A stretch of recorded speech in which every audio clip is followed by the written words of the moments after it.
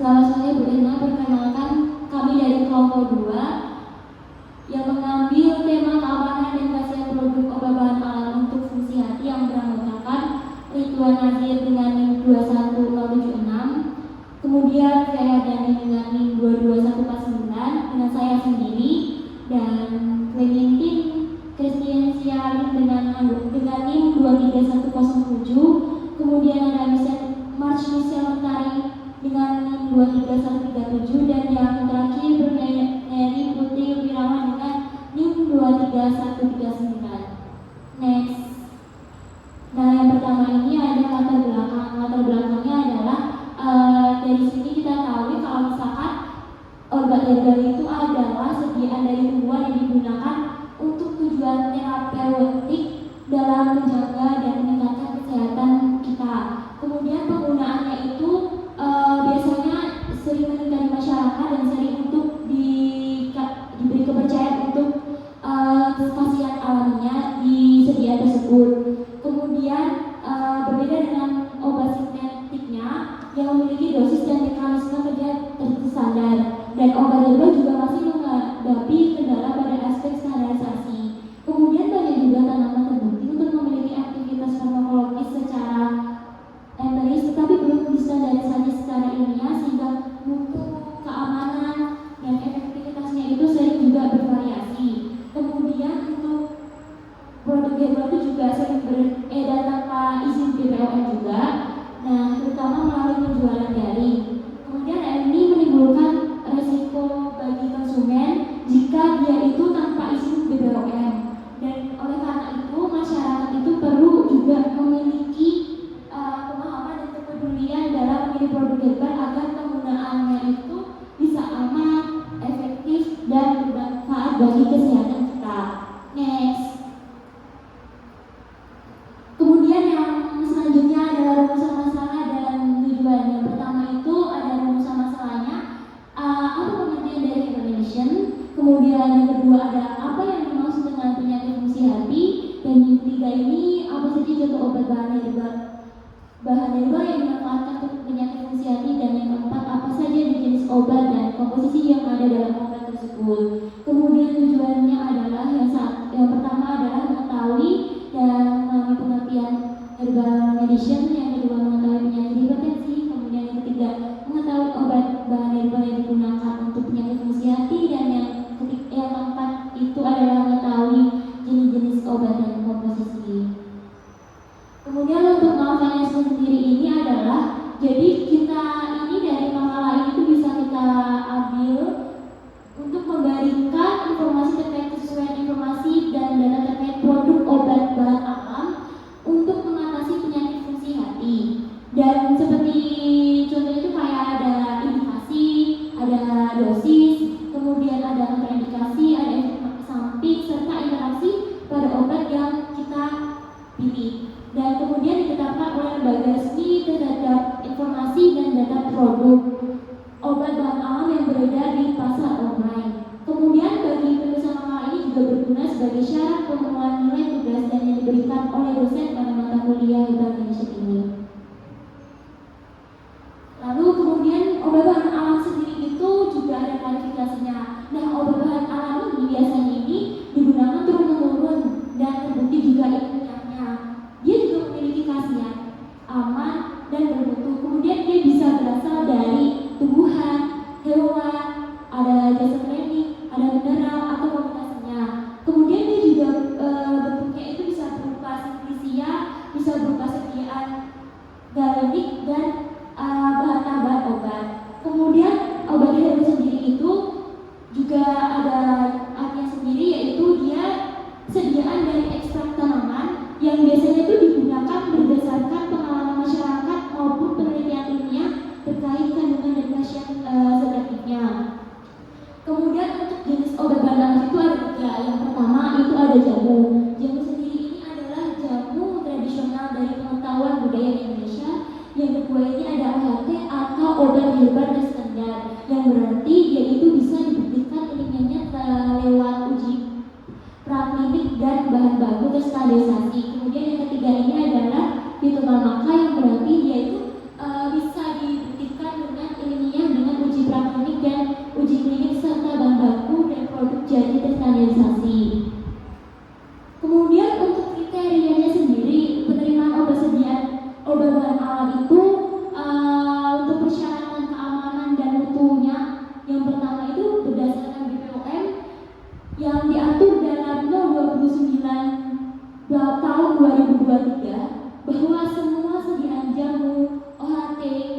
obat fitofarmaka itu dia wajib memenuhi uji keamanan, uji mutu. Obat jadi meliputi yang pertama, biasanya itu ada uji organoleptik. Biasanya organoleptik ini ada ujinya itu sesuai dengan bentuk, bau, rasa, dan warna.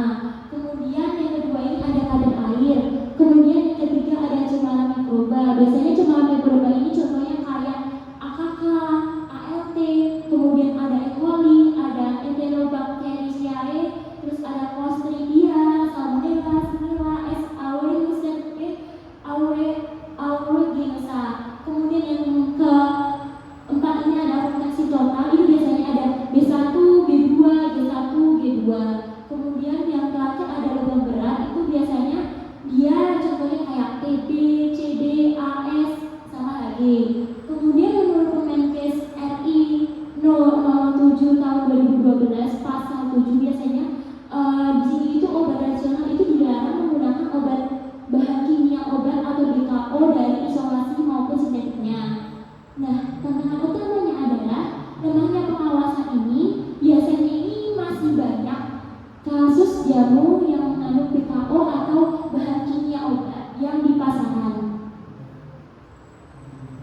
Kemudian efek samping obat sendiri perlu kita ketahui bahwa menurut POM dan Isiono tahun 2023 bahwa di sini dia menjelaskan kalau misalkan efek samping obat itu merupakan reaksi yang merugikan dan tidak diinginkan yang muncul pada dosis normal yang digunakan pada manusia untuk tujuan pencegahan, diagnosis, atau pengobatan penyakit maupun untuk memodifikasi fungsi biologisnya. Dan biasanya ini berbagai penelitian itu menunjukkan bahwa efek samping obat sendiri itu sebenarnya dapat dicegah dengan meningkatkan pengetahuan dan pemahaman melalui kegiatan pemantauan keamanan obat setelah beredar di pasaran yang kini dikenal dengan istilah pharmacovigilance. Kemudian selain efek samping dari obat itu perlu kita ketahui indikasi dan kontraindikasinya. Yang pertama, indikasi itu adalah dia itu kayak kondisi medis atau alasan yang mendasari penggunaan suatu obat, terapi atau prosedur tertentu karena diyakini dapat memberikan manfaat bagi pasiennya. Dan dia sebagai contohnya itu misalkan penggunaan obat anti hipertensi pada pasien dengan tekanan darah tinggi yang memiliki indikasi yang jelas untuk menurunkan risiko komplikasi kardiovaskular. Sebaliknya, untuk kontraindikasinya itu adalah kondisi atau faktor yang membuat penggunaan suatu obat atau terapi yang tidak disarankan karena dapat menimbulkan risiko atau efek merugikan bagi pasiennya sendiri. Nah, lanjut untuk interaksi obatnya itu adalah interaksi obat ini terjadi ketika dua atau lebih obat itu diberikan bersamaan sehingga efek farmakologisnya itu salah satu atau lebih obat tersebut dapat berubah. Kemudian perubahan ini dapat berupa peningkatan atau penurunan efektivitas terapi, peningkatan risiko efek samping atau bahkan toksisitas yang berbahaya. Biasanya interaksi obat ini dapat terjadi melalui beberapa mekanisme, antara lain interaksi farmakokinetik yang mempengaruhi proses absorpsi, distribusi, metabolisme, dan ekskresi obat, serta interaksi farmakodinamik yang melibatkan aksi obat pada reseptor atau sistem biologis atau sistem fisiologis tubuh. Kemudian penyakit fungsi hati sendiri itu mempunyai pengertian, yaitu di mana penyakit ini itu penyakit liver yang merupakan suatu masalah kesehatan yang menyerang organ hati dan dapat mempengaruhi kualitas hidup individu. Penyakit liver ini menyerang organ hati pada manusia, di mana organ hati berfungsi untuk mengolah kolesterol atau lemak pada tubuh. Nah, penyebab penyakit hati ini biasanya dia bisa mencakup kayak biasanya ini bisa terjadi karena infeksi atau cedera atau pengaruh obat-obatan yang biasanya itu terkena zat berbahaya atau juga bisa untuk keabnormalan genetisnya. Nah, di sini kita ketahui ya bahwa tanaman herbal sendiri itu ada beberapa kandungan yang terkandung di dalam obat itu yang bisa digunakan untuk mencegah fungsi hatinya. Di mana yang pertama ini kita ketahui bahwa yang pertama ini ada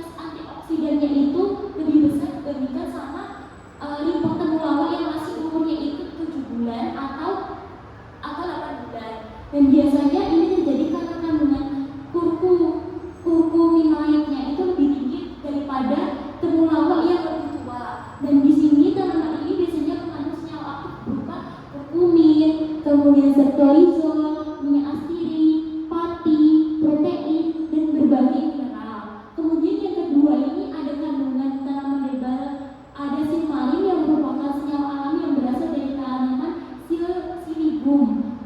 Silybum marianum atau yang disebut juga dengan Mictis A, atau biasanya di tanaman Silybum ini marianum mengandung banyak senyawa seperti silbin, silbin A, silbin B, siltristin, silbianin, abigenin, hidrosilbin, dioksin, crispin, dioksilbianin, dan lain-lain. Setelah biji kering, tanaman ini mengandung silmarin hingga 4%. Silmarin sendiri itu berarti komposisi dari flavonoid seperti silbanin A, B, isdanin, siltisin, dan hidroksibilin.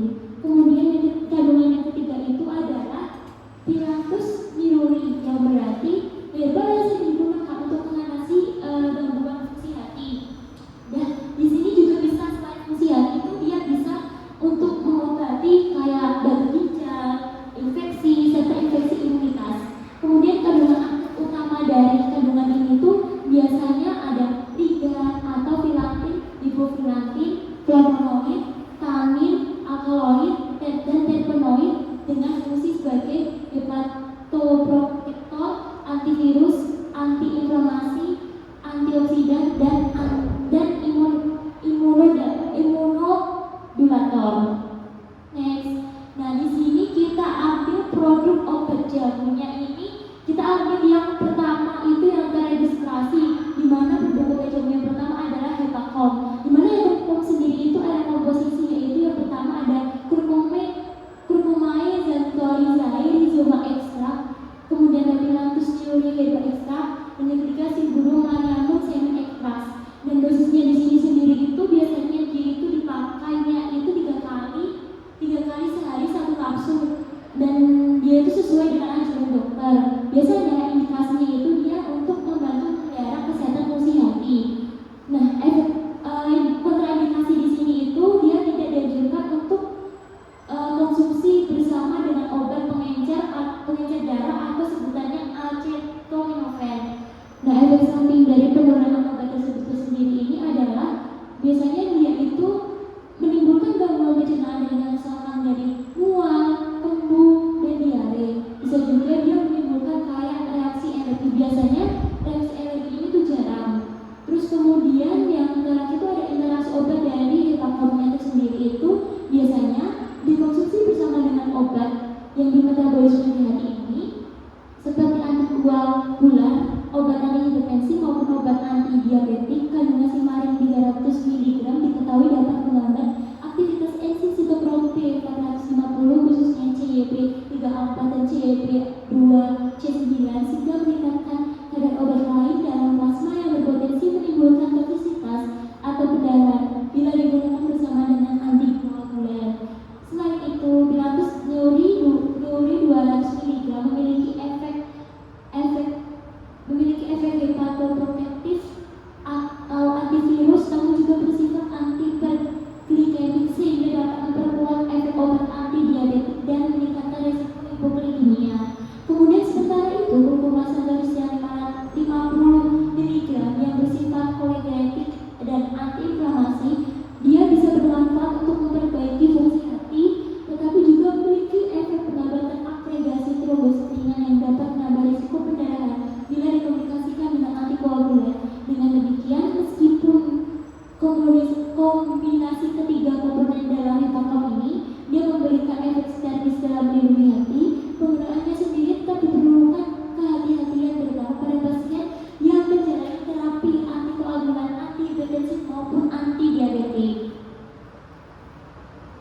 Dan yang kedua ini ada produk obat jamu sari temulawak kita ini. Yang kedua jamu BPOM yaitu sari temulawak, yang biasanya komposisinya dalam sari temulawak ini ada ekstrak kurkuma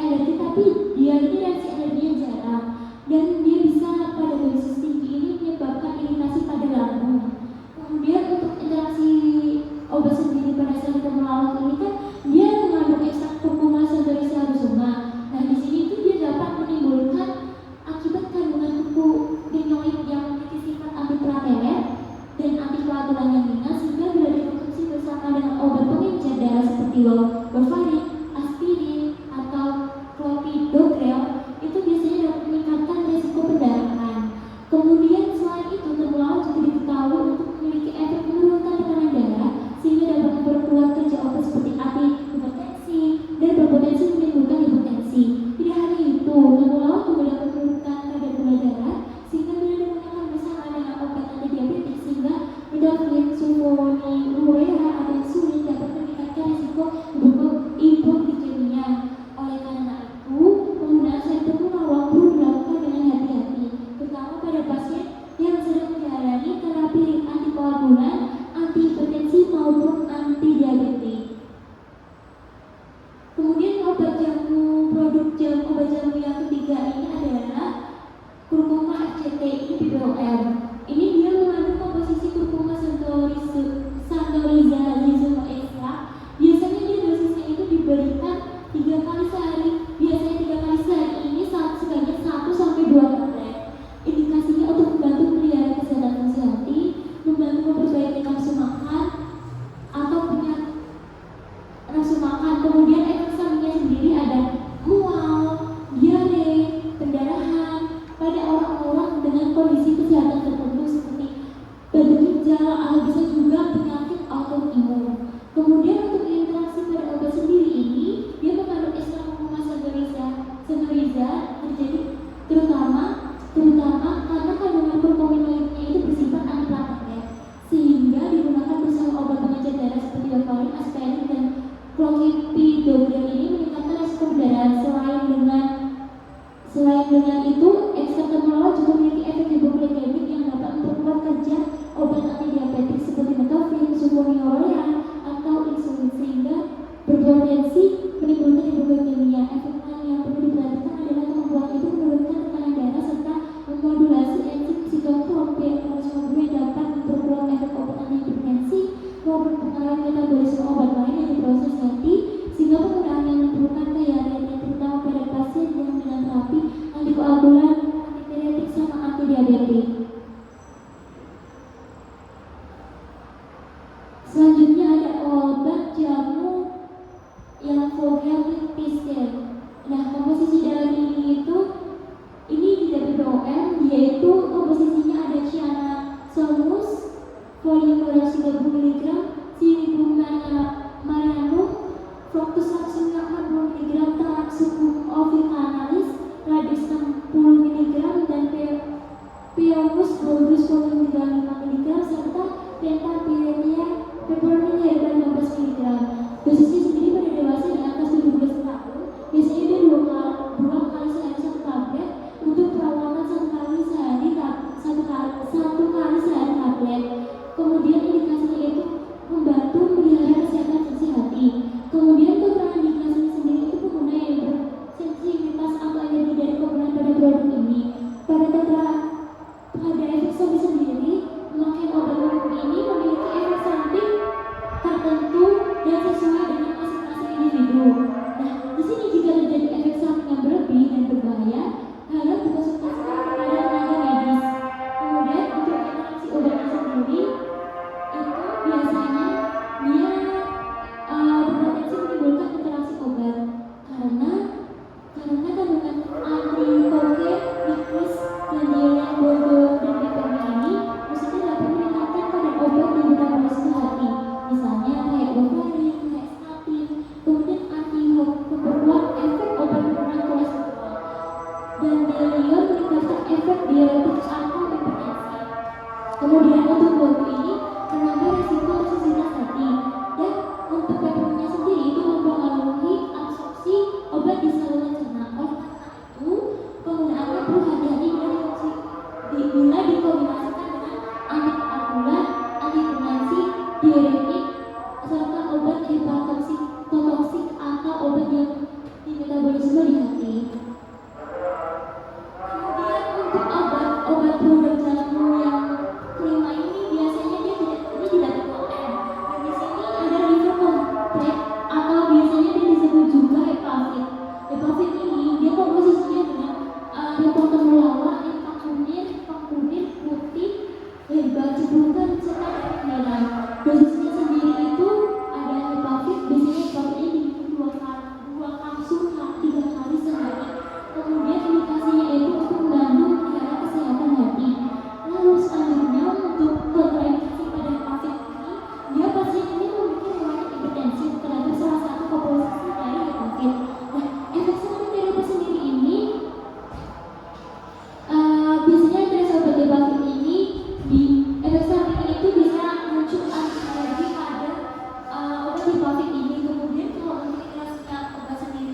baru memiliki potensi menimbulkan reaksi obat karena kandungannya temulawak, kunir, dan kuning putih dapat meningkatkan resiko perdarahan bila dikombinasikan dengan antikoagulan.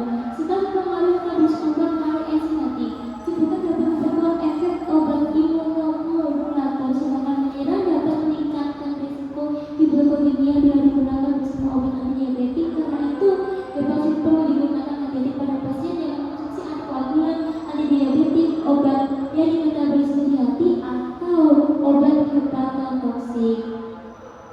Nah, dari makalah yang kami dapat ini dapat kita simpulkan bahwa penyakit liver itu merupakan gangguan kesehatan yang menyerang organ hati sebagai pengatur kolesterol atau lemak dalam tubuh. Biasanya dapat mempengaruhi kualitas hidup pada individu.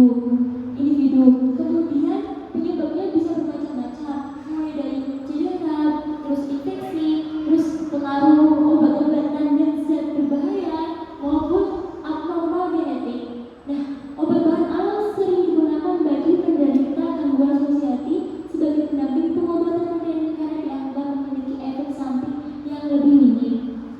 Temulawak biasanya dikenal dengan nama latin yaitu Curcuma centraliza yang merupakan salah satu bahan yang sering digunakan dalam mengobati gangguan fungsi hati karena mengandung beberapa senyawa kimia seperti kurkumin, zentrosiol, niacinamide, pati, protein, dan berbagai mineral.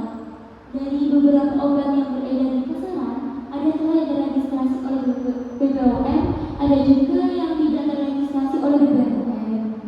Biasanya obat-obat yang beredar di pasaran ini memiliki kontraindikasi bagi konsumen yang memiliki sensitivitas terhadap kandungan kimia yang terdapat dalam sediaan, misalnya kayak kurkumin. Bisa juga terjadi kayak interaksi yang tidak diinginkan dengan obat lain. Kemudian oleh karena itu penggunaan obat alam juga perlu kita perhatikan penggunaan sesuai dengan dosis pemakaian sedia sesuai. Karena biasanya kalau misalkan nggak sesuai itu nanti bisa menimbulkan efek yang bisa ringan, bisa sedang, dan bisa yang berat untuk pasien yang menggunakan obat tersebut.